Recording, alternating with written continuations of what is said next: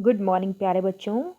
आप सब कैसे हैं? मैं आशा करती हूँ आप सभी स्वस्थ होंगे और इस कोविड-19 की जो महामारी फैली हुई है बेटा, उससे बचाव के आप सारे तरीके अपना रहे होंगे, सावधानियां बरत रहे होंगे। और जो आज की हमारी वर्कशीट में संदेश दिया भी हुआ है, कोविड-19 के विरुद्ध लड़ाई में सुरक्षित रहने के लिए मास्क पहने। तो आप सभी सावधानियों का ख्याल रख के खुद और अपने परिवार वालों को, अपने पड़ोस वालों को कोविड-19 के संक्रमण से बचा सकते हैं। तो चलिए अब बात करते हैं हम आज की वर्कशीट के बारे में। ये आपकी क्लास 9th की विज्ञान विषय की वर्कशीट नंबर 59 और डेट है बेटा 23 नवंबर। आज की आपकी वर्कशीट पार्ट 4 परमाणु की संरचना से ली गई है। अभी तक हमने पढ़ा था बेटा परमाणु अविभाज्य है। पार्ट 3 में हमने पढ़ा था डाल्टन की थ्योरी। डाल्टन की थ्योरी में क्या कहा कि परमाणु अविभाज्य है, लेकिन आगे हमें पता चलने वाला है कि परमाणु पदार्थ के भी खंड होते हैं, यानी भाग होते हैं।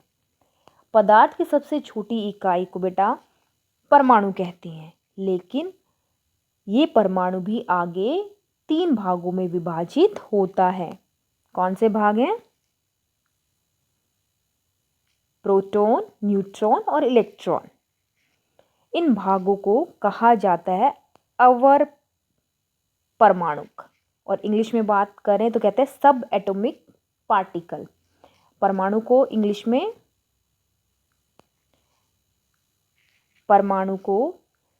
इंग्लिश में कहा जाता है एटम।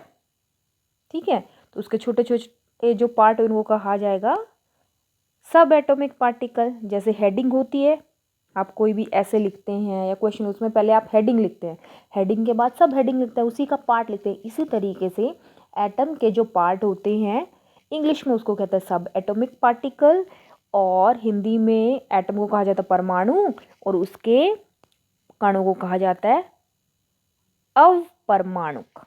इसको अच्छे से ध्यान रखें बेटा। और ये कितने होते हैं? 3 होते हैं, प्रोटॉन, न्यूट्रॉन और इलेक्ट्रॉन। अब इसी बात को प्रूव करने के लिए, व्याख्या करने के लिए विभिन्न मॉडल प्रस्तावित किए गए। इसी में सबसे पहले है टॉमसन, जे टॉमसन द्वारा दिया गया मॉडल से पहले जे टॉमसन ने कैथोड किरण प्रयोग किया था। चलिए देख लेते हैं क्या था ये कैथोड किरण प्रयोग। जे टॉमसन ने कैथोड किरण प्रयोग द्वारा इलेक्ट्रॉन का पता लगाया। तो इस बात को यहाँ से नोट डाउन करें कि जे टॉमसन ने कैथोड किरण प्रयोग से क्या पता लगाया? इलेक्ट्रॉन। इलेक्ट्रॉन क्या है? अवपरमाणुक कण। अब उन्होंने क्या लिया था? उन्होंने एक ट्यूब ली। देखिए बेटा, उन्होंने एक कैथोड किरण ट्यूब का उपयोग किया। ये आपकी ट्यूब दे रखी है, जो एक आंशिक रूप से वैक्यूम सील ट्यूब थी। वैक्यूम का मतलब क्या होता है? यानी इस ट्यूब के अंदर वायु नहीं थी। वैक्यूम जिस निर्वात, जहाँ वायु नहीं होती है। और इसके सिरे पर, एक सिरे पर जहाँ कैथोड लगी थी तो दूसरे सिरे पर क्या थी? एनोड। कैथोड और एनोड। बेटा आप 8th में भी इसके बारे में पढ़ चुके हैं। इनको हम इलेक्ट्रोड कहते हैं और ये धातुओं की बनी होती है और दोनों पर अलग अलग आवेश होता है। यहाँ कैथोड पर नेगेटिव माइनस आवेश होता है और एनोड पर पॉजिटिव आवेश होता है। जैसे ही इनके बीच अत्यधिक वोल्ट का करंट प्रवाहित किया तो कैथोड से इलेक्ट्रॉन किरणें निकलकर एनोड की ओर चलती हैं। यहाँ पे क्या किया? वोल्टेज बढ़ाई, बहुत ज़्यादा करंट फ्लो करेगा, प्रवाह करेगा, और कैथोड से इलेक्ट्रॉन की किरणें निकल गई। कहाँ जा रही थी? एनोड की तरफ। अपोजिट चार्जेस मूव करते हैं, इसलिए जे टॉमसन ने इन किरणों को कैथोड किरणें कहा, क्योंकि ये किरणें कैथोड से निकलती हैं। अब यह प्रयोग क्या दर्शाता है? यह प्रयोग दर्शाता है कि परमाणु साधारण और अविभाज्य कण नहीं है, जैसा कि डाल्टन ने कहा था।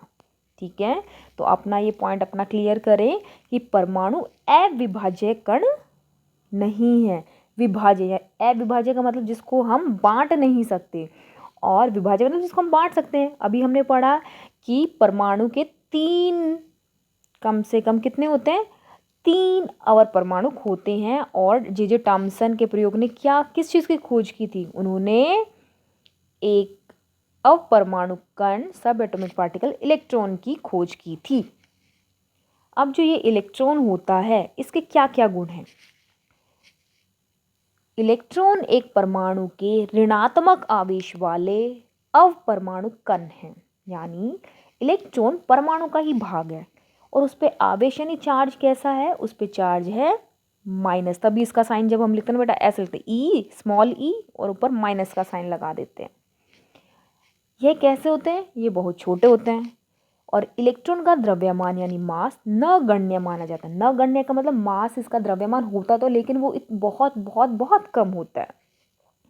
इलेक्ट्रॉन का प्रतीक अभी जैसे मैंने बताया ई माइनस है, स्मॉल ई आएगा बेटा, स्मॉल लेटर ई, और आवेश का होता है -1 होता है। तो यहाँ से आपको इलेक्ट्रॉन के गुण पता चले। अब थॉमसन ने परमाणु का मॉडल भी दिया था, आइए ये भी बड़ा इंटरेस्टिंग है, इसके बारे में भी जान लेते हैं। जे थॉमसन ने पहला परमाणु मॉडल प्रस्तुत किया। इसको प्लम पुडिंग भी कहा जाता है, पुडिंग खाते ना आप। थॉमसन ने परमाणु संरचना को क्रिसमस केक और तरबूज का उदाहरण देकर प्रस्तुत किया। इन्होंने कहा जैसे तरबूज में बीज विद्यमान होते हैं, ठीक उसी प्रकार परमाणु के धनावेशित हिस्से में इलेक्ट्रॉन धसे होते हैं। यानी थॉमसन के अनुसार जो छोटे केक होते हैं, अभी क्रिसमस आ रहा है तो आपको देखें मार्केट में बहुत मिलते हैं, उसमें केक के ऊपर चेरी लगी होती है, ठीक है।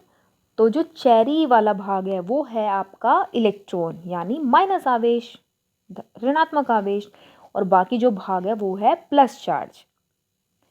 और तरबूज से उन्होंने कंपैरिजन कैसे किया कि जो लाल वाला भाग होता है, लाल वाले भाग पे कैसा चार्ज होता है या आवेश होता है प्लस, लेकिन जो काले वाला भाग को क्या कहते हैं, बीज, तो उन बीज पे कैसा चार्ज होता है, उस पे होता है माइनस। जैसे तरबूज में बीज विद्यमान होते हैं, ठीक उसी प्रकार परमाणु के धनावेशित हिस्से में इलेक्ट्रॉन धसे होते हैं। तो लाल वाला भाग धनावेशित यानी प्लस चार्ज है और उसी तरीके से इलेक्ट्रॉन पे क्या है, माइनस चार्ज है। तरबूज में खाने के भाग की तरह लाल गुद्देदार हिस्सा ही परमाणु में धनावेश उपस्थित रहता है। तरबूज में खाने के भाग की तरह लाल गुद्देदार हिस्सा, जो लाल गुद्देदार हिस्सा है वो कैसा आवेश होगा, उसके ऊपर धन आवेश होगा यानी प्लस चार्ज होगा। अब उन्होंने अपने मॉडल को समराइज कैसे किया। परमाणु एक धन आवेशित गोला है जिसमें इलेक्ट्रॉन धसे होते हैं। धन आवेशित और ऋणात्मक आवेश परिमाण में समान होते हैं। परिमाण के मतलब जितना जितना प्लस चार्ज होगा उतना ही माइनस चार्ज होगा, जिससे इसका संपूर्ण आवेश 0 होता है, अर्थात परमाणु उदासीन होता है। लेकिन इस बात के अनुसार भी थॉमसन के मॉडल में कमियां थीं। क्या कमियां थीं, देखते हैं। दूसरे वैज्ञानिकों द्वारा किए गए प्रयोगों के परिणामों को इस मॉडल के द्वारा समझाया नहीं जा सका। पहले भी काफ़ी सारे वैज्ञानिकों ने प्रयोग किए थे, तो थॉमसन ने जो बात बताई वो पहले जो वैज्ञानिकों ने बात बताई वो समझा नहीं पाए उसको अच्छे से। इस मॉडल द्वारा कोई प्रायोगिक साक्ष्य प्रदान नहीं किए गए और यह कल्पना पर अधिक आधारित था। यानी यहाँ पे उन्होंने कुछ प्रूफ नहीं दिए जिससे कि ये क्लियर हो कि उनका मॉडल सिर्फ कल्पना पर आधारित नहीं, प्रयोग पर आधारित है। तो आपको ये कमियां भी ध्यान देनी है। अब आते हैं इसके क्वेश्चंस देख लेते हैं। आज की वर्कशीट में परमाणु पर कौन सा आवेश होता है, आपको पता है कैसा आवेश होता है, ऋणात्मक।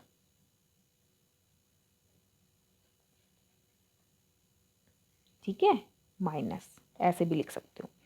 दूसरा, इलेक्ट्रॉन की खोज किसने की और इलेक्ट्रॉन की विशेषताएं लिखी। यहाँ पे बेटा इसको ठीक कर लीजिए, थोड़ा सा हिंदी में गड़बड़ है, तो आपको इसका आंसर मिलेगा यहाँ से इलेक्ट्रॉन के गुण आ जाएंगे बेटा ये सारे, और खोज किसने दी थी इसके ऊपर लिखेंगे जे टॉमसन। थर्ड क्वेश्चन, एक उचित आरेख की मदद से टॉमसन के परमाणु मॉडल के बारे में संक्षेप में व्याख्या कीजिए। तो टॉमसन का परमाणु मॉडल आपको ये डायग्राम बनाना है और साथ ही में जो नीचे पॉइंट्स दे रखे हैं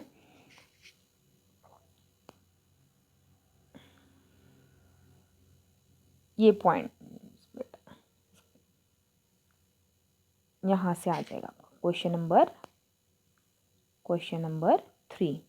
डायग्राम ये ऊपर से लेना है और नीचे से आपको ये 2 पॉइंट्स हैं ये बताने। लास्ट है, टॉमसन के परमाणु मॉडल की सीमाएं क्या थी।